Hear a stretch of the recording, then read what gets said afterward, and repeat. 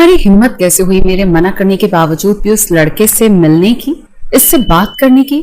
मैं आपको पहले भी मना कर चुकी हूँ इब्राहिम साहब, अगर आप दोबारा मेरे रास्ते में आए तो। इब्राहिम सिकंदर ने सानिया का हाथ पकड़ा और बोला, तो क्या करोगी तुम? सानिया ने झटके से इब्राहिम से अपना हाथ छुड़ाया और बोली, आप सोच भी नहीं सकते मैं वो करूंगी। आप क्या समझते हैं आपकी गुंडागर्दी है? आप अपने भाई तक महदूद रहेंगे, स्कूल आपकी जागीर नहीं है।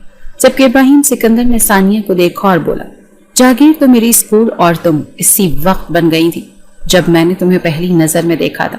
प्यार से तुम्हें कह रहा हूं कि उस लड़के से दूर रहो, उसकी कंपनी से मैं दोबारा तुम्हें ना देखूं।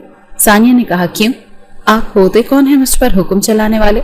मैं तो आपको जानती तक नहीं, और मैं आपके भाई जोहान सिकंदर को भी इस बारे में बता चुकी हूँ कि वो आपको खुद तक महदूद रखे। मुझे बिल्कुल भी अच्छा नहीं लगेगा कि आप लोग अपनी हद पार करें। वो एक टीचर हैं, मैं उनसे मिलूंगी भी और बात भी करूंगी, ये मेरा काम है।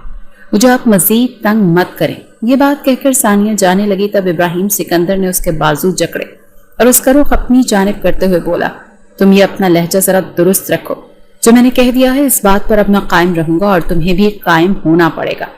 और रिश्ते की बात कर रही हो तो रिश्ता बनने में कितनी देर लगती है?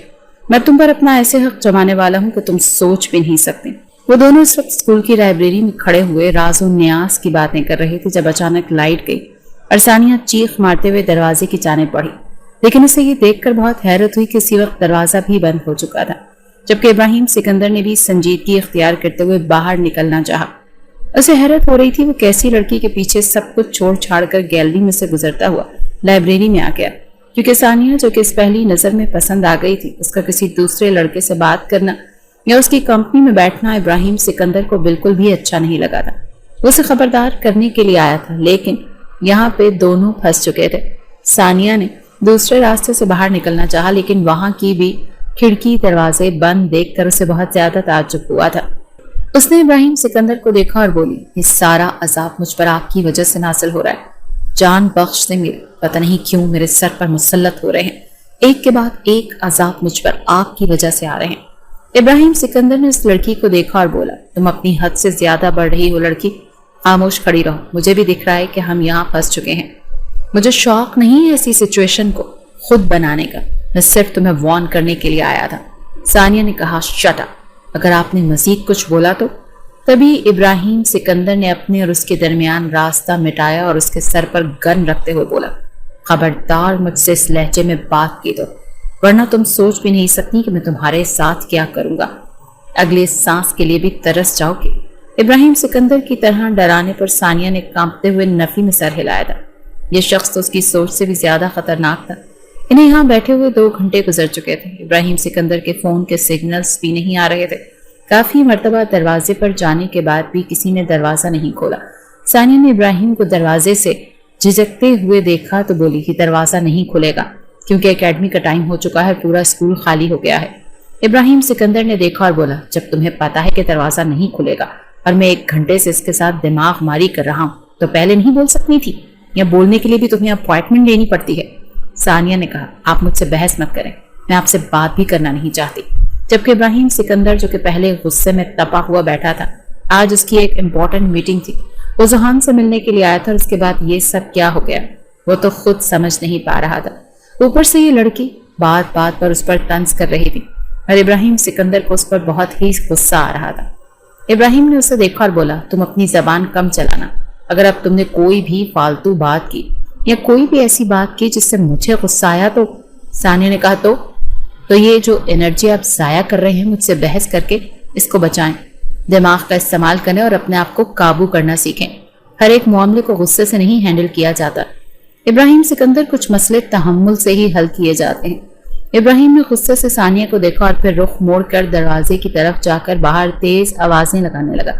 सानिया को तो पता था कि इस वक्त दरवाजा नहीं खुलेगा क्योंकि स्कूल में कोई भी मौजूद नहीं, इसीलिए वो खामोशी से एकेडमी के खत्म होने का इंतजार कर रही थी। लेकिन इस इंतजार में उसे शिद्दत से अपनी फुप्पो की तबीयत की फिक्र हो रही थी क्योंकि इस वक्त 5 बज रहे थे। सानिया को जल्द से जल्द घर पहुंचना था क्योंकि सुबह फुप्पो की तबीयत ठीक नहीं थी। इंजेक्शन के बाद अक्सर उन्हें बुखार हो जाता था और इसकी वजह से काफी कमजोरी हो जाती थी। लेकिन वो सानिया के लिए खाना बनाकर रखती थी और घर का कोई भी काम करना नहीं छोड़ती थी। ثانیہ کو فکر ہو رہی تھی، یہ سوچ کر کہ وہ کبھی بھی آرام نہیں کر رہی ہوں گی، ضرور ادھر ادھر کے کام کر رہی ہوں گی۔ ثانیہ کو گہری سوچ میں مبتلا دیکھا تو ابراہیم سکندر بولا، محترمہ ہم یہاں پھنسے ہوئے ہیں، تمہیں کوئی احساس ہے اس بات کا؟ ثانیہ نے کہا، مجھے بالکل احساس ہے، اور مجھ سے زیادہ تو اس وقت کی قیمت کوئی جان بھی نہیں سکتا، لیکن اب میں کیا کروں؟ اپنی انرجی ضائع کروں ایسے چیخ چلا کر، جبکہ مجھے پتا ہے کہ اس سے کچھ نہیں ہوگا۔ ابراہیم نے اس کے چہرے پر سکون دیکھا تو خاموشی سے اس کے مقابل ٹیبل پر جا بیٹھا اور بولا، میں اسی بند جگہوں پر نہیں بیٹھ سکتا، مجھے کافی الجھن ہوتی ہے۔ ثانیہ نے چونک کر ابراہیم سکندر کی جانب دیکھا اور بولی، تو اس میں کچھ نہیں کر سکتی، میں نے آپ سے پہلے ہی کہا ہے کہ ہمیں انتظار کرنا ہوگا۔ ابراہیم سکندر نے کہا، اچھا تو مجھ سے تھوڑی سی باتیں کر لو، میرا ذہن بڑھ جائے گا تو مجھے یہ تنہائی نہیں کھٹکے گی۔ ثانیہ کو حیرت کا دوسرا جھٹکا لگا تھا، اتنا وجیح چہرے والا، قد و قامت رکھنے والا انسان ایک ایسے فوبیا میں مبتلا ہے جو کہ بند جگہوں سے لوگوں کو ہوتا ہے، جہاں انہیں لگتا ہے کہ آس پاس کی دیواریں انہیں کچل کر رکھ دیں گے۔ ثانیہ نے اسے دیکھا اور بولی، ہاں بات کرنے کے لیے کوئی ٹاپک بھی تو ہونا چاہیے۔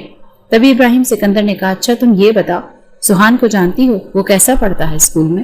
ثانیہ نے ایک دم مسکرا کر ابراہیم سکندر کو دیکھا تو ابراہیم سکندر اس کی مسکراہٹ میں ہی کھو گیا۔ ثانیہ بولی، وہ بہت اچھا ہے، بہت رسپیکٹ کرتا ہے سب ٹیچرز کی۔ پہلی مرتبہ آپ کو دیکھا تو مجھے لگا ہی نہیں کہ وہ آپ کا بھائی ہو سکتا ہے، آپ تو کافی روڈ اور بہت لاؤڈلی بولتے ہیں، وہ تو بہت سوبر نیچر کا لڑکا ہے۔ جبکہ خود کو اس القابات سے نوازنے پر ابراہیم سکندر نے ثانیہ کو دیکھا اور بولا، کیا مطلب ہے؟ وہ کہیں سے میرا بھائی نہیں لگتا، ہم دونوں بھائی ہیں، میں بڑا ہوں تو اسی لیے نیچر کا فرق ہے، لیکن میں اچھا ہوں۔ اس کے بولنے کے انداز پر ایک دم ثانیہ کا قہقہا گونجا۔ ابراہیم سکندر اس کی کھنکتی آواز میں کھو چکا تھا۔ ثانیہ نے جب اس کو خود کی طرف متوجہ پایا تو اپنی چادر کاندھوں سے درست کرتے ہوئے بولی، میرا مطلب وہ نہیں تھا۔ ابراہیم سکندر نے اسے دیکھا اور بولا، شادی کرو گی مجھ سے؟ ثانیہ نے حیرانی سے ابراہیم سکندر کی جانب دیکھا تھا۔ آپ پاگل ہیں، کس طرح کی باتیں کر رہے ہیں؟ ابھی تو آپ… جبکہ ابراہیم سکندر نے کہا، یہ میرے سوال کا جواب نہیں، بتاؤ شادی کرو گی مجھ سے؟ ثانیہ نے اسے دیکھا اور بولا، نہیں بالکل بھی نہیں۔ جبکہ ابراہیم سکندر جو کہ اچانک اپنی ٹون بدلے بیٹھا تھا، ایک دم غصے میں اٹھا اور ثانیہ کو دونوں بازو جکڑے، لیکن توازن برقرار نہ رکھ سکا اور یہ ایک دم زمیں بوس ہو گیا۔ جبکہ ثانیہ کو تو سمجھ ہی نہیں آیا کہ یہ کیا ہوا۔ پیچھے پڑی ہوئی لکڑی کی راڈ بہت زور سے ثانیہ کی کمر پر لگی تھی، وہ تکلیف سے ایک دم چیخی تھی۔ تبھی دروازہ کھلا اور پورے کالج کے عملے، ٹیچرز اور اسٹوڈنٹس لائبریری کے اندر داخل ہوئے، لیکن اندر کا منظر دیکھ کر سب لوگ سکتے میں آ گئے تھے اور ابراہیم اور ثانیہ بھی صورتحال کو سمجھ نہیں سکے، وہ کس حال میں لوگوں کے سامنے ہیں۔ جبکہ ابراہیم ہوش کی دنیا میں آیا اور ثانیہ نے بھی اسے دور جھٹکا تو وہ دونوں اٹھ بیٹھے، لیکن تکلیف کی وجہ سے ثانیہ ایک مرتبہ پھر زمین پر گری اور کراتے ہوئے سہارا لے کر اٹھی تھی۔ جب میڈم نے ان دونوں کو اس حالت میں دیکھا تو غصے سے بولی، مس ثانیہ آپ یہاں کیا کر رہی ہیں؟ اور یہ چیخنے چلانے کی آوازیں کیسی تھیں؟ ابراہیم سکندر نے جب یہ سوال سنا تو بولا، کیا مطلب ہے؟ ہم یہاں پھنس گئے تھے، آپ لوگ اس چیز کا جواب دیں کہ یہ کون سا طریقہ ہے کہ لائبریری بند کرنے سے پہلے چیک کر لیتے ہیں؟ جبکہ میڈم نے کہا، تو آپ لوگوں کو بھی جگہ کا خیال رکھنا چاہیے نا کہ کس جگہ پر کتنی دیر تک رک سکتے ہیں۔ جبکہ اس کے انداز ثانیہ نے کہا، میم آپ غلط سمجھ رہی ہیں، ایسا کچھ نہیں ہے۔ لیکن جو ٹیچر ان کے ہمراہ کھڑی تھی وہ بولی، ہم تو وہی سمجھ رہے ہیں مس ثانیہ جو دیکھ رہے ہیں، اس طرح کے ماحول میں بچوں کی تربیت پر کیا اثر پڑے گا؟ میڈم نے کہا، مس ثانیہ آپ میرے آفس میں آئیں، اور ابراہیم سکندر کو نہ چاہتے ہوئے بھی بول ہی گئی کہ آپ بھی ذہان تک محدود رہیں، یہاں کے عملے کے ساتھ دوستی بڑھانے کی ضرورت نہیں ہے، یہاں کے ماحول پر کیا اثر پڑے گا؟ یہ بات کہہ کر وہ چلی گئی، جبکہ ثانیہ بھی ان کے پیچھے ہی ان کے آفس میں گئی تھی۔ مس ثانیہ مجھے آپ سے اس قدر حماقت کی امید نہیں تھی، آپ کو شرم نہیں آ رہی؟ جبکہ ثانیہ نے کہا، میم میں آپ سے کہہ رہی ہوں ایسی کوئی بات نہیں ہے، وہ تو اچانک ہم گر گئے تھے، لیکن ہم بات کرنے کے لیے لائبریری میں گئے تھے، پیچھے سے کسی نے لائبریری بند کر دی۔ بعض اوقات جو نظر آتا ہے وہ سچ نہیں ہوتا۔ میٹنگ کا وقت ہو گیا، سب لوگ میم کے آفس میں آئے تو میم نے اپنی بات شروع کرتے ہوئے کہا، میں آپ کو کچھ عرصے کے لیے سسپینڈ کر رہی ہوں، لیکن ایک ٹیچر نے کہا آپ انہیں سسپینڈ نہ کریں، آپ انہیں اس نوکری سے نکال دیں۔ بہت سی لڑکیوں نے بھی یہ منظر دیکھا ہے، آپ ہم سے بہتر جانتی ہیں کہ کس طرح کے سوالات ہوں گے۔ ثانیہ نے کہا، آپ لوگ کیوں میری بات نہیں سمجھ رہے؟ ایسا کچھ بھی نہیں ہے۔ تبھی دوسرے میل ٹیچر نے کہا، مس ثانیہ آپ جو سمجھانا چاہ رہی ہیں وہ سمجھنا بھی نہیں چاہتے، بہتر ہوگا جو میم کہہ رہی ہیں آپ کو وہ مانیں۔ تمام لوگوں کے ایسے عجیب و غریب سوال اور نظریں دیکھ کر ثانیہ خاموش ہو چکی تھی، جبکہ سب میم کے فیصلے کے منتظر تھے۔ میم نے سب جانب دیکھا اور بولی سوری ثانیہ، میں آپ کے ساتھ کمپرومائز نہیں کر سکتی، آپ کل سے اسکول نہیں آئیے گا، آپ کی فیس آپ کو مل جائے گی، اللہ حافظ۔ ثانیہ تو سکتے کی حالت میں کھڑی کی کھڑی رہ گئی۔ اس نے تو کبھی سوچا بھی نہیں تھا کہ زندگی میں اس طرح کی صورتحال کا بھی اس کو مقابلہ کرنا پڑے گا۔ وہ بھی شش و پنج میں مبتلا تھی۔ پھر اپنا بیگ لے کر آفس سے نکلی تو بہت سے اسٹوڈنٹ کو عجیب و غریب نظر اپنے اوپر گاڑے دیکھا تو بولی کیا ہوا، آپ لوگ مجھے ایسے کیوں دیکھ رہے ہیں؟ جب ایک اسٹوڈنٹ جس کی ثانیہ نے پچھلے ہفتے کمپلین کی تھی وہ بولی میم ہم یہ دیکھ رہے ہیں کہ آپ کے معصوم چہرے کے پیچھے کیا کیا خواہشات دبی ہوئی ہیں، جبکہ اس کی اس بات پر ثانیہ نے اس لڑکی کو دیکھا اور آنکھوں میں آنسو بھرتے ہوئے بولی تم اس قدر گھٹیا الفاظ استعمال کرو گی میرے بارے میں، مجھے اندازہ نہیں تھا۔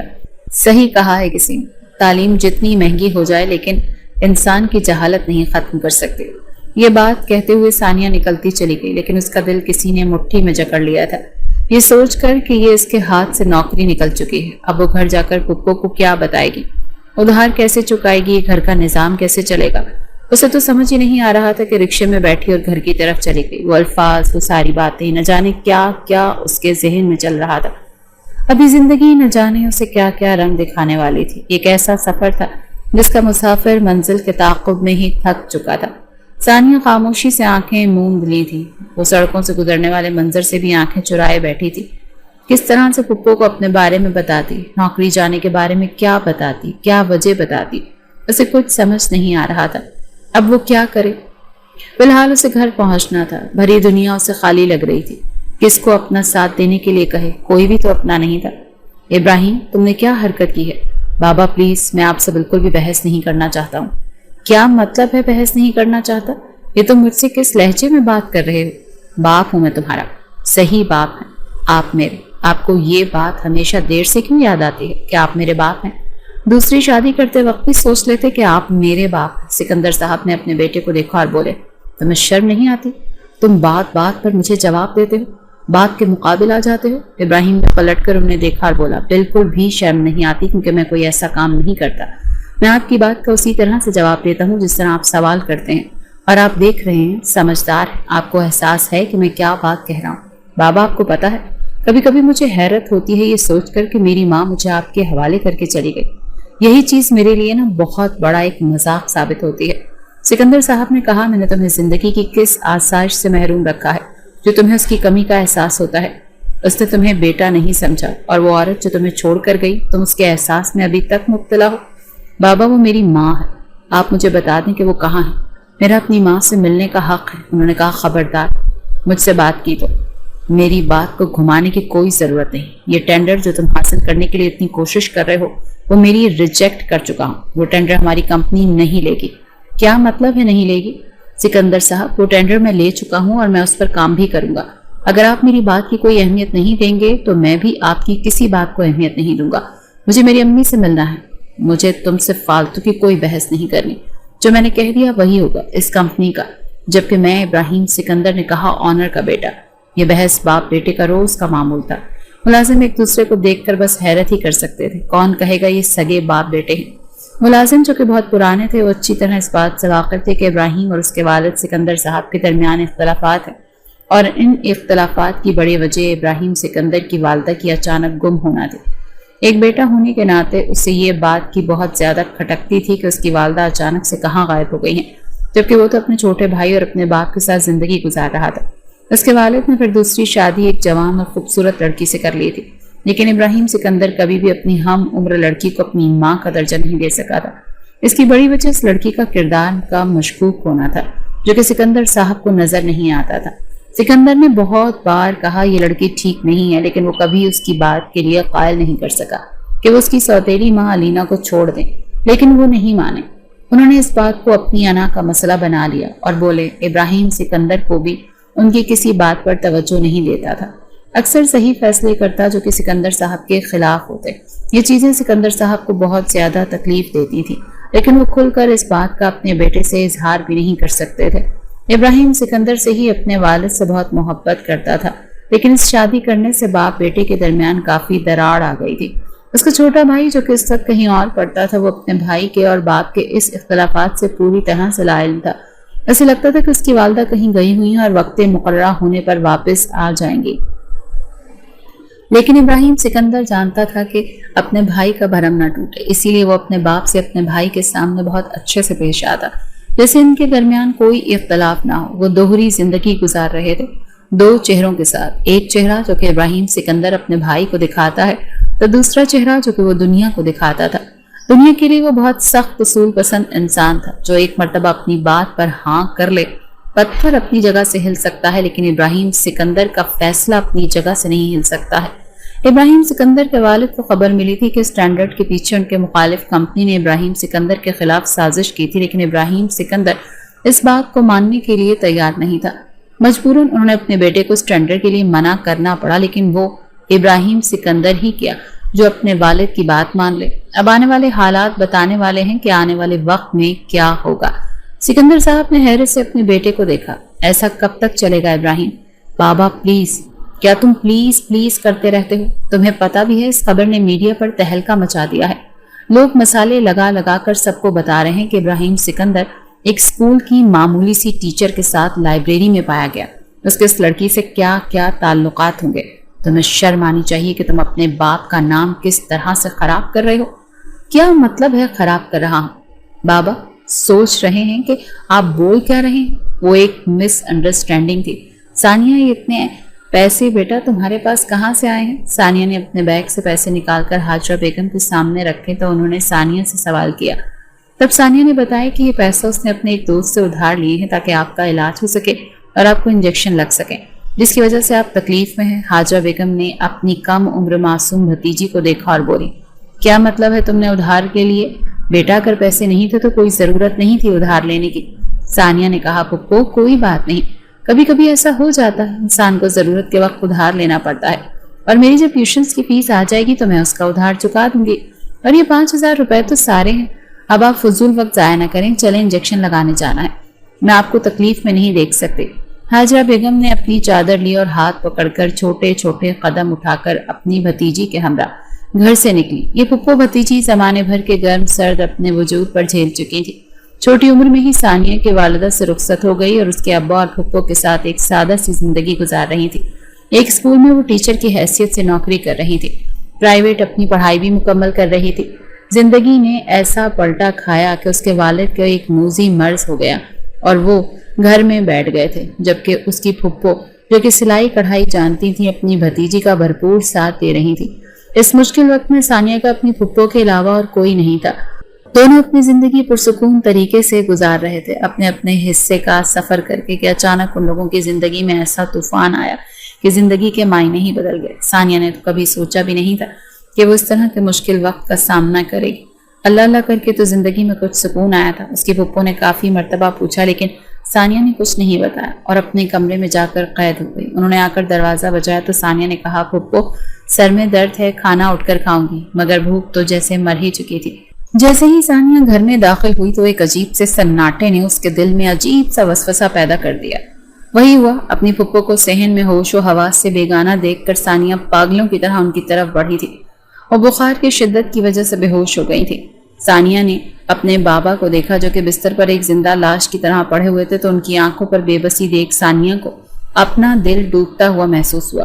اس نے جلدی سے اپنی پھپھو کو سہارا دے کر دیوار کے ساتھ بٹھایا اور پانی کی چھینٹیں ان کے منہ پر ماری۔ تھوڑی دیر بعد وہ ہوش میں آ گئی، نقاہت سے آنکھیں کھولی، ثانیہ کو اپنے لیے فکر مند دیکھا تو بے بسی سے مسکراتے ہوئے بولی، تم پریشان نہ ہو، تمہیں پتا ہے نا میری طبیعت۔ ثانیہ بے قرار ہو کر ان کے سینے سے لگی اور بولی، پھپھو آپ ایسا کیوں کرتی ہیں؟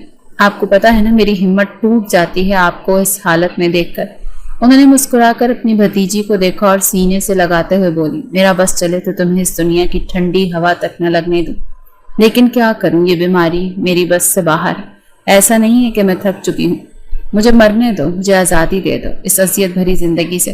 ثانیہ نے اپنی پھپھو کے منہ پر ہاتھ رکھا اور بولی، خبردار، آپ نے اگر کوئی ایسی ویسی بات کی تو آپ اٹھ کر اندر چلیں، میں آپ کو دوائیں دیتی ہوں۔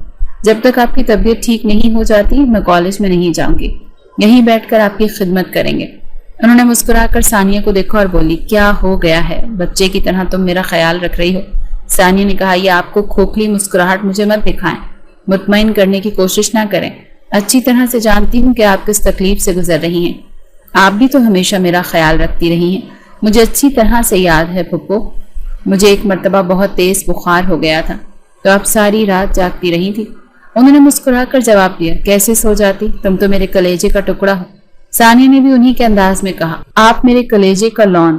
دونوں پھپھی بھتیجی مسکرانے لگی۔ زندگی میں اتنی تکلیف ہونے کے بعد بھی ثانیہ نے ہمت نہیں ہاری تھی، نہ ہی ہارنے کا ارادہ رکھتی تھی۔ وہ اچھی طرح سے جانتی تھی کہ اگر آپ غلط نہیں ہیں تو ساری دنیا مل کر بھی آپ کو غلط نہیں ٹھہرا سکتی۔ بس اسے اپنی مشکلات کو حل کرنا تھا، اور وہ بھی سمجھداری اور حوصلے کے ساتھ۔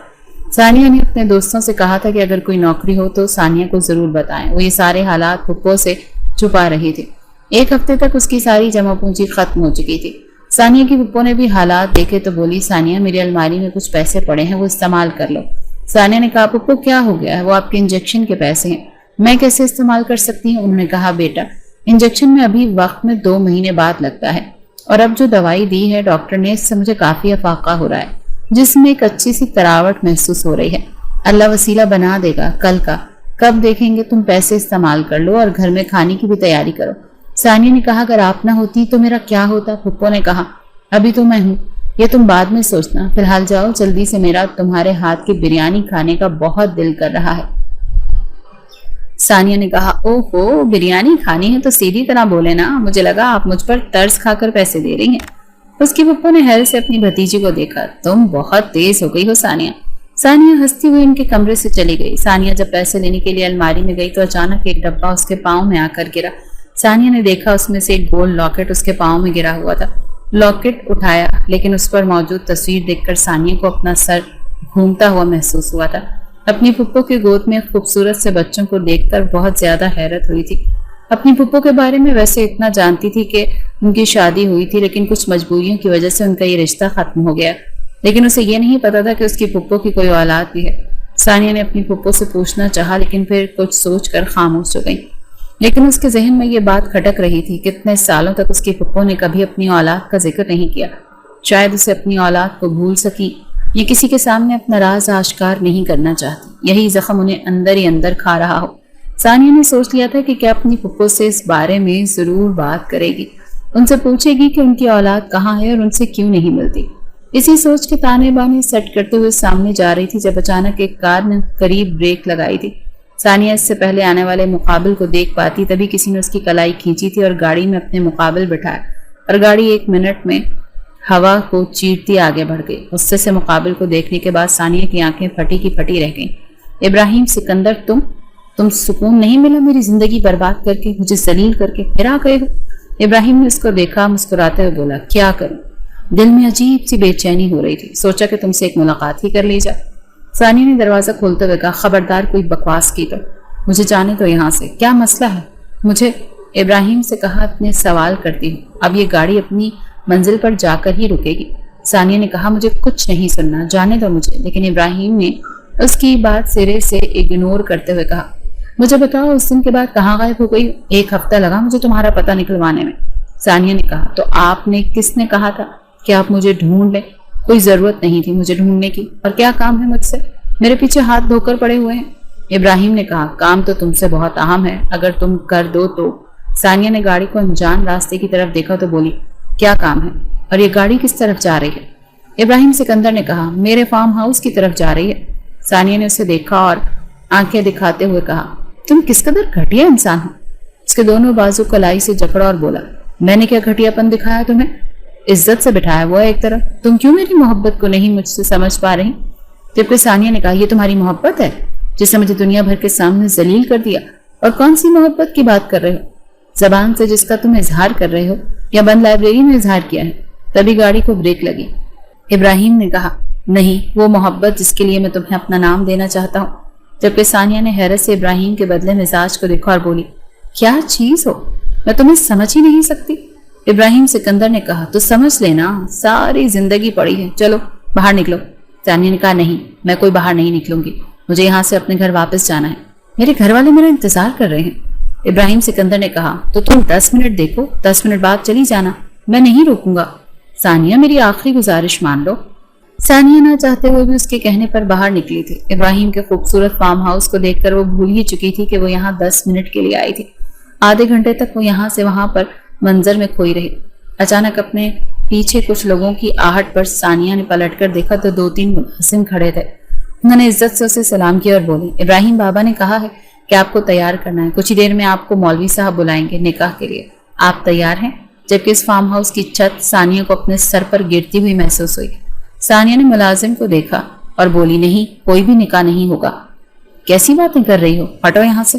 सानिया बात कहते ही वहां से जाने लगी। तभी इब्राहिम हॉल में दाखिल हुआ और उसने मुलाजिमा को वहां से जाने के लिए बोला। सानिया ने उसे देखा और बोली, तुम क्या चीज हो, क्यों मेरे साथ ऐसा कर रहे हो?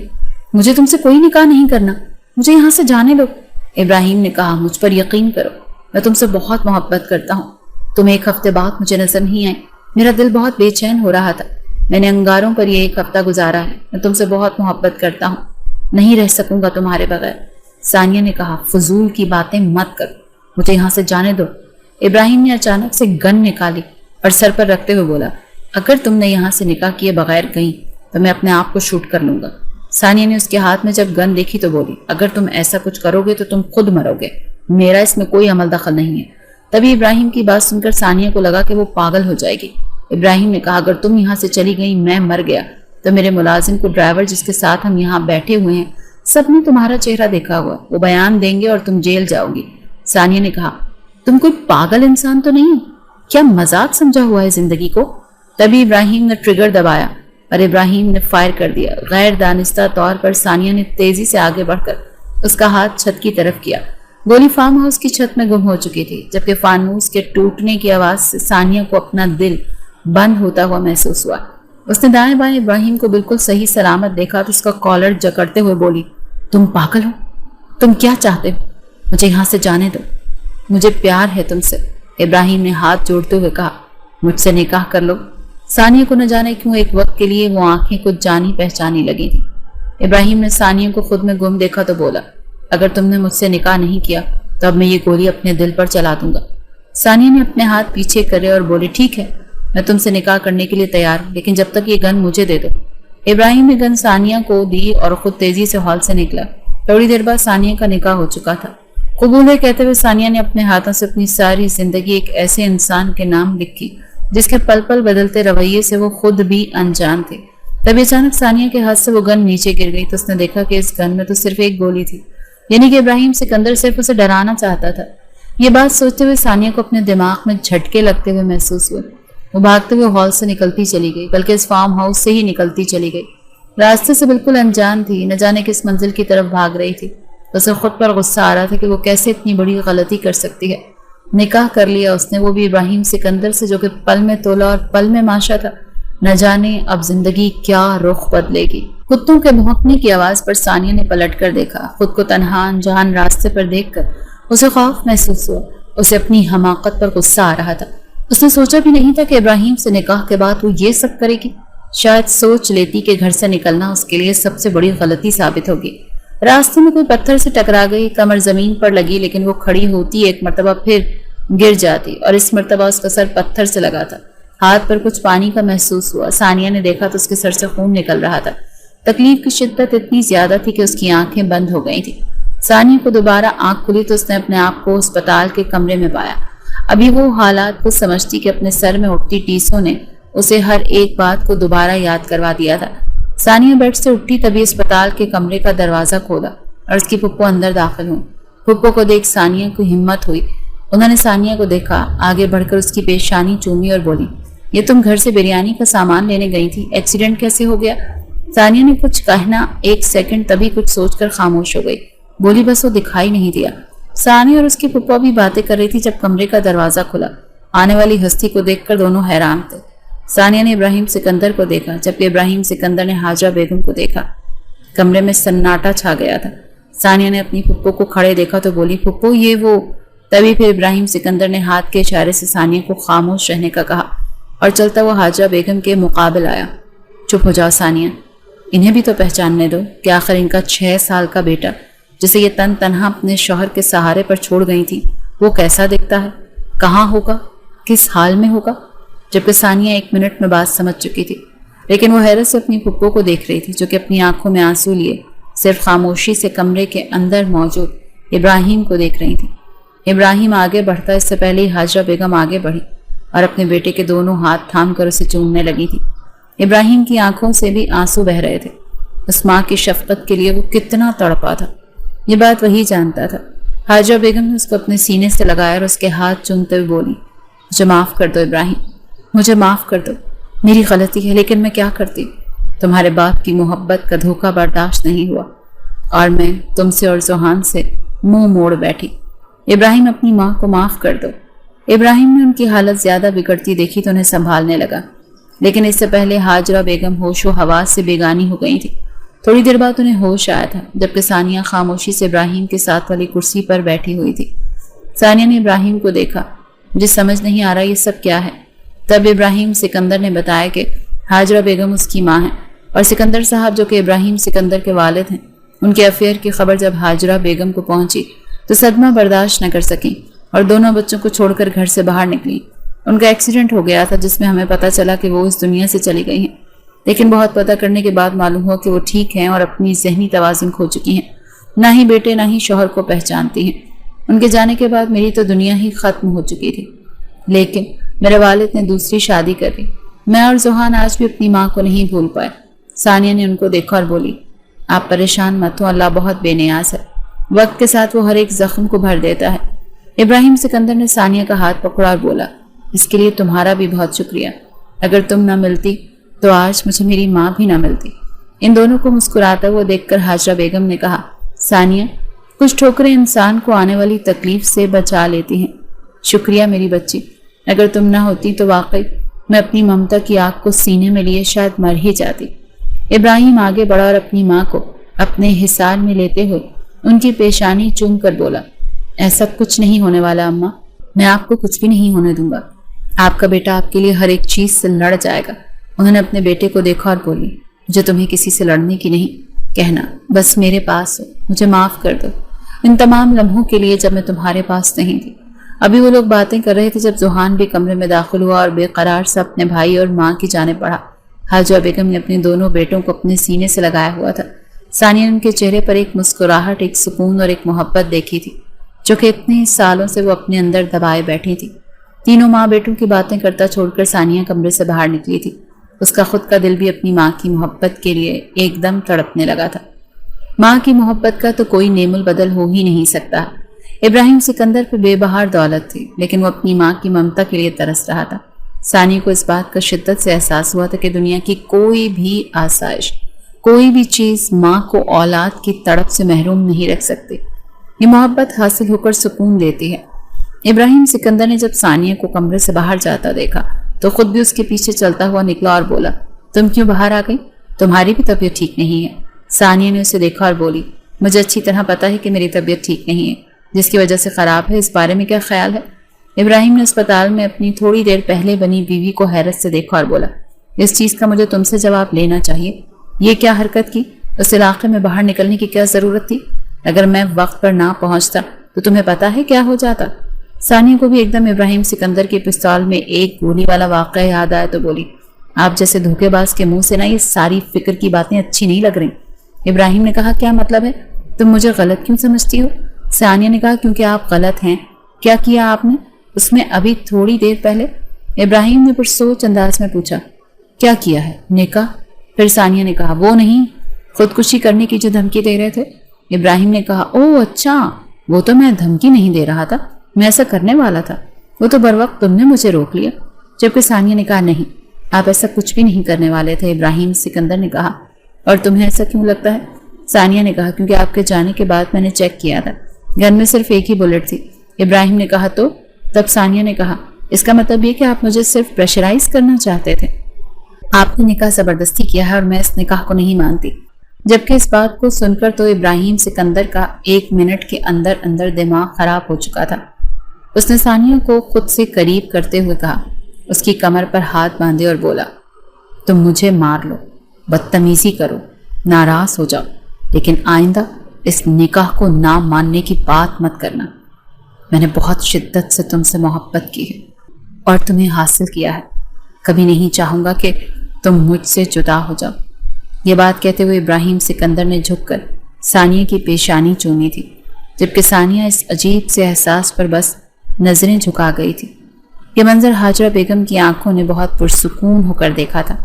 ان کی ہمیشہ سے ہی یہ خواہش تھی کہ ان کی پیاری بھتیجی کو ایک ایسا انسان ملے جو کہ اس کی قدر کرے۔ ابراہیم سکندر بالکل ویسا ہی تھا۔ وقت کا کام ہے گزرنا، اور وہ گزر گیا۔ آج حاجرہ بیگم کو اپنے بیٹوں کے ساتھ رہتے ہوئے 2 سال مکمل ہو چکے تھے۔ ابراہیم سکندر نے اپنے والد کو ساری سچائی بتا کر ان سے علیحدگی اختیار کر لی تھی۔ وہ اپنی ماں کو کسی قیمت پر بھی نہیں کھونا چاہتا تھا، جبکہ زوہان اور اس نے مل کر ایک نیا بزنس شروع کیا جو کہ دن رات محنت کے بعد اب بہت زیادہ ترقی کرنے لگا تھا۔ زوہان کی بھی شادی کی تیاری ہو رہی تھی جب اچانک کمرے میں ثانیہ داخل ہوئی اور ابراہیم سے بولی، یہ جو 8 مہینے کی آفت آپ نے میرے سر پر مسلط کی ہوئی ہے نا، اسے سنبھالیں۔ نیچے مجھے پھپھو کو دوائی دینے جانا ہے، اور یہ ہے کہ مجھے چھوڑ ہی نہیں رہی۔ ابراہیم نے مسکراتی اتنی خوبصورت بیوی کو دیکھا اور اس کے ہاتھ سے اپنی بیٹی کو لیا اور بولا، یعنی کہ ہم باپ بیٹی جائیں کہاں؟ تمہارے پاس نہ میرے لیے ٹائم ہوتا ہے اور نہ میری بیٹی کے لیے۔ پتہ نہیں تم کون سا ایسا مارکا مارتی ہو۔ ثانیہ نے حیرت سے اپنے شوہر کو دیکھا اور بولی، اگر میرے پاس وقت نہیں ہوتا تو یہ جو خوبصورت چیز آپ اپنے ہاتھ میں لے کر بیٹھے ہیں تو آج یہ دنیا میں بھی نہ ہوتی۔ جبکہ ابراہیم سکندر نے ہاتھ بڑھا کر ثانیہ کو اپنے پہلو میں گرایا اور بولا، میں تو تم سے اور کبھی سے ایسے خوبصورت تحفوں کی خواہش کرتا ہوں۔ امید ہے تم وقت نکال کر میری اس خواہش پر ذرا نظر ثانی کرو گی۔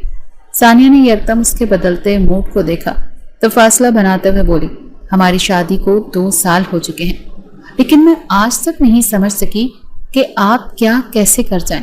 ابراہیم سکندر نے ہنستے ہوئے کہا، تو تم مجھے رات کو ملنا، میں ساری باتیں سمجھاؤں گا کہ میں کب کیا کیسے کیا کچھ کر سکتا ہوں۔ ثانیہ خاموشی سے کمرے سے نکلتی چلی گئی، کیونکہ اسے پتا تھا کہ اگر کوئی بات کرے گی تو ابراہیم سکندر اس بات کا بھی بہت بے باکی سے جواب دے گا اور وہ سرخ گلاب ہو جائے گی۔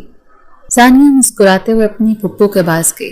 انہوں نے اپنی بھتیجی کے چہرے پر بے بہا رنگ دیکھے تو بولی، ایک تو میرے بیٹے کی سب سے بڑی غلطی یہ ہے کہ وہ تمہیں دن رات بس چھیڑتا ہی رہتا ہے۔ تم بغیر میک اپ کے ایسے گلنار بنی پھرتی ہو، مجھے ڈر لگتا ہے تمہیں میری ہی نظر نہ لگ جائے۔ جبکہ بیٹے کے بعد اپنی ساس سے بھی یہ بات سن کر ثانیہ نے حیرت سے اپنی پھپھو کو دیکھا۔ یہ شرماتے ہوئے انہیں کے سینے میں منہ دے گئی تھی۔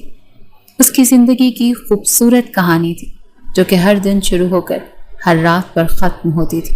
ثانیہ بہت خوش تھی کہ اسے اللہ تعالیٰ نے اس کے صبر کا صلہ دے دیا ہے۔ اب اپنی بیٹی اور اپنے شوہر کے ساتھ ایک مکمل زندگی گزار رہی ہے۔ وقت نے بہت کچھ دیا تو ثانیہ سے اس کے والد کو اس کے محرم تو لے لیے، سب کے ابراہیم سکندر کے روپ میں ایک اور محرم بھی نواز دیا تھا۔ ثانیہ نہ شکری نہیں تھی، لیکن پھر بھی ماں باپ کی جگہ کوئی بھی رشتہ نہیں لے سکتا۔ اسے شدت سے اپنی اس محرومی کا احساس ہوتا تھا، لیکن ثانیہ اللہ کی ذات پر ایمان رکھنے والی لڑکی اپنے اس حال پر بھی شکر الحمدللہ کہتی تھی۔ جبکہ دوسری طرف ابراہیم سکندر کے والد سکندر صاحب اپنی اس جوان اور خوبصورت بیوی کے ساتھ ایک اچھی زندگی گزارنے کے خواہش مند تھے۔ ایک رات اچانک ان کو شدید دل میں درد محسوس ہوا اور ارد گرد دیکھا تو کسی کو نہ پا کر انہیں حیرت ہوئی۔ جبکہ رات کے وقت ان کے پہلو میں ان کی خوبصورت اور کم عمر بیوی تھی۔ درد ناقابل برداشت ہوا تو کس کو پکارنا چاہا مگر کوئی نہیں تھا۔ اگلی صبح جب آنکھ کھلی تو خود کو ایک سرکاری اسپتال میں پایا۔ وہاں کے عملے سے پوچھا تھا، انہوں نے بتایا کہ آپ کے گھر کا ڈرائیور چھوڑ کر گیا ہے۔ کافی دن بعد طبیعت سنبھلی تو انہیں ایک دن وارڈ میں شفٹ کر دیا گیا۔ خاص کر ان کے منہ سے خون آنے لگا تھا۔ ان سے ملنے کوئی نہیں آتا تھا، نہ ہی کوئی دوست، نہ ہی کوئی احباب۔ اللہ اللہ کر کے ایک دوست آیا اور اس نے بتایا کہ جس لڑکی کے لیے اس نے بیوی کو دھوکہ دیا، اپنے بیٹوں کو برا کہا، وہ لڑکی راتوں رات اس کا کاروبار بیچ کر دوسرے ملک شفٹ ہو چکی ہے اور اس نے وہاں شادی بھی کر لی ہے، کیونکہ اسے لگتا تھا کہ جو گولیاں وہ تمہیں دے رہے ہیں اس سے تم مر جاؤ گے۔ ابراہیم سکندر کے والد کے لیے یہ صدمہ بہت گہرا تھا۔ اسی وقت انہیں ہارٹ اٹیک ہوا اور وہ خاموشی سے اس دنیا سے رخصت ہو گئے تھے۔ دنیا میں کوئی بھی چیز اتنی زیادہ ظالم نہیں ہے جتنی ظالم دنیا میں دھوکہ نامی چیز ہے۔ دھوکہ انسان کو موت کے منہ میں دھکیل دیتا ہے۔ بہت ناقابل برداشت ہوتی ہے ایسی سزا جو ہم تصور بھی نہیں کر سکتے.